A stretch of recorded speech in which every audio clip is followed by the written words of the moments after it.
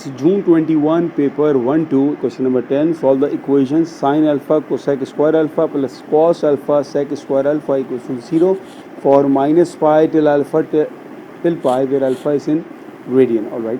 So first thing, we are going to apply the identity of cosec square. So it's sine alpha, and cosec square is basically 1 upon sine square alpha plus cos alpha, and sec square is 1 upon cos square alpha equals to 0.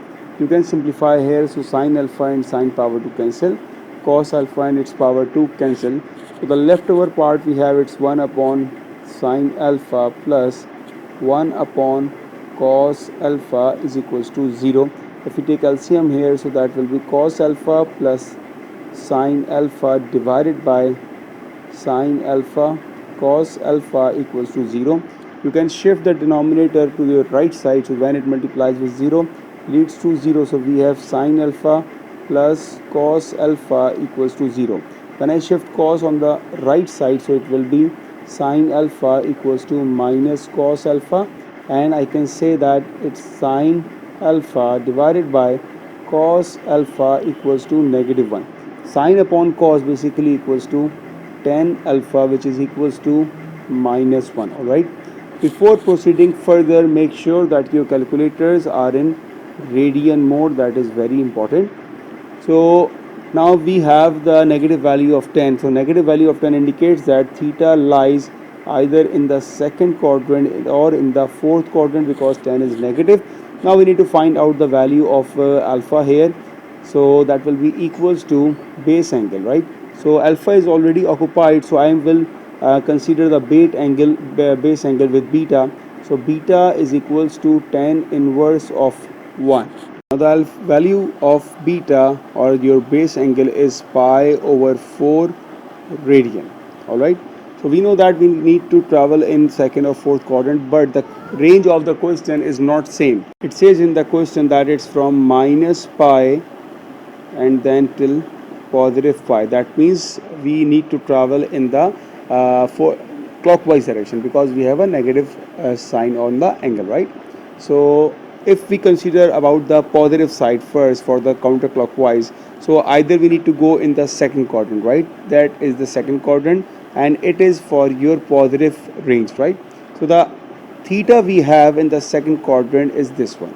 That is your theta that we are looking for, and the base angle, the beta we had find out in this question, it's pi over 4. So in terms of pi, 180 degree is basically pi, right? So it will be pi minus pi over 4. When you take LCM, you will get 3 pi over 4. So that is your first value of beta, right? First value of your angle when we have in the positive direction, right?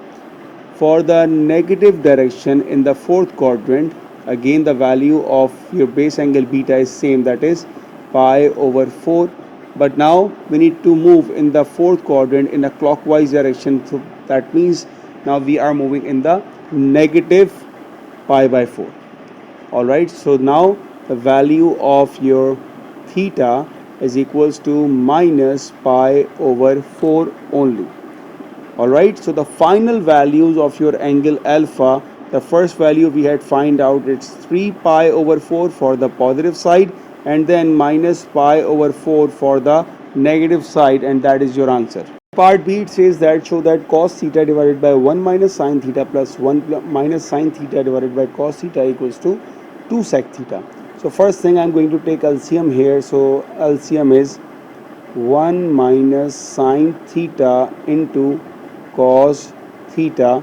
So in the numerator it will be cos square theta plus 1 minus sine theta times 2, and or you can say it's a square, right? Either you can multiply it with 1 minus sine theta, or you can apply the square on it.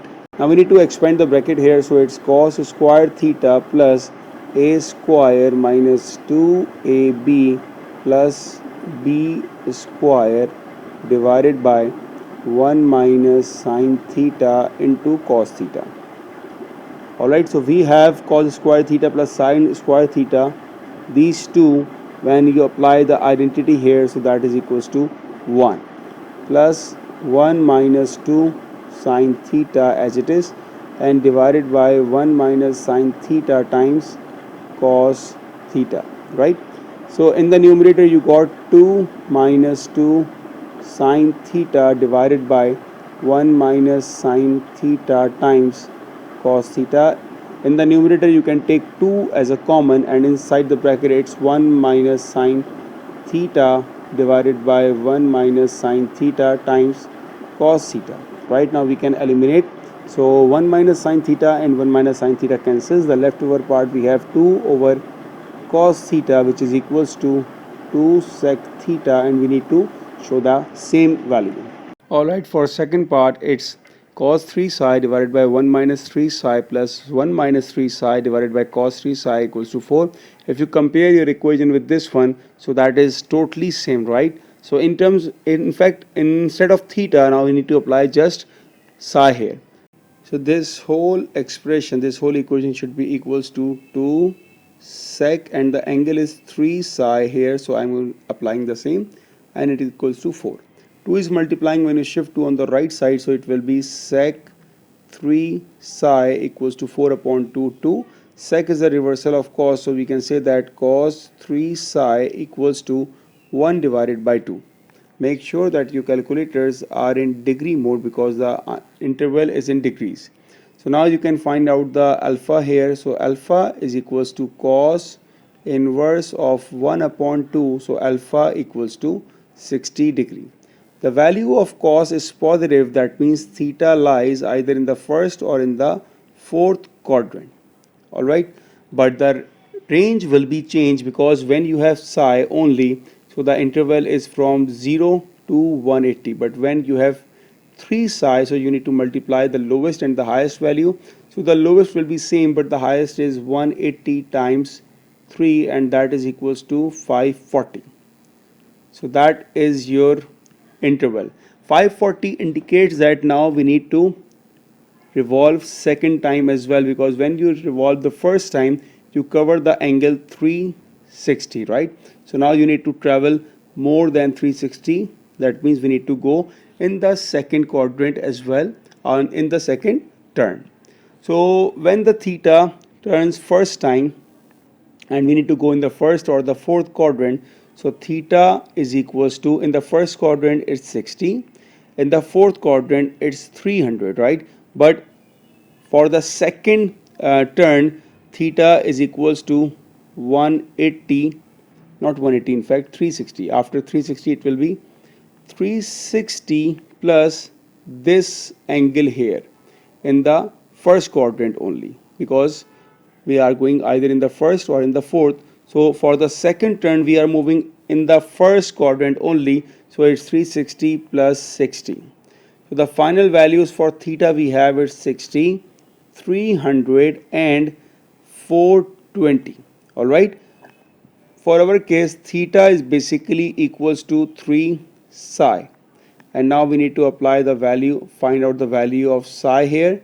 So to find out the value of psi, we need to divide 3 with all three angles here, so that will be equals to psi equals to 60 upon 3 it's 20, 300 upon 3 it's 100, and 420 divided by 3 it's 140, and that is your answer. It's June 21, paper 1-4. On the axis below, sketch the graph of y equals to 6 cos 2x minus 1. And you have an angle from 0 till 360. At first, you are going to see the curve of cos 2 times, because the period is 2. The amplitude we have, it's 6, and the axis of curve from where the graph starts, it's minus 1. So first let me plot the axis of curve here, that is minus 1. So that is the first line from where we are going to start the curve.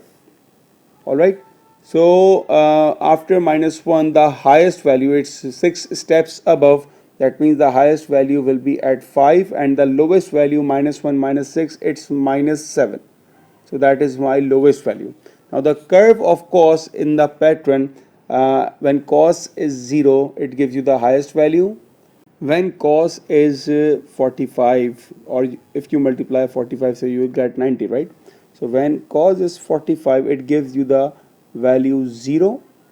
At 90 it will be lowest, at this point it will be 0, and at 180 it will be highest, and you are going to apply the same points, right?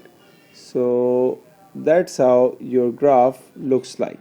I'm going to construct all my points here, so that will be in this way. This, all right, this one, first behavior of the curve, and then next value behavior of the curve. So that's your graph looks like.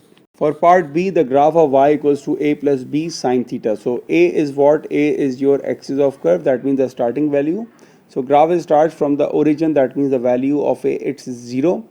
B is what? B is your amplitude. Amplitude is the highest value, so the highest value is 4. And C is basically define the period here.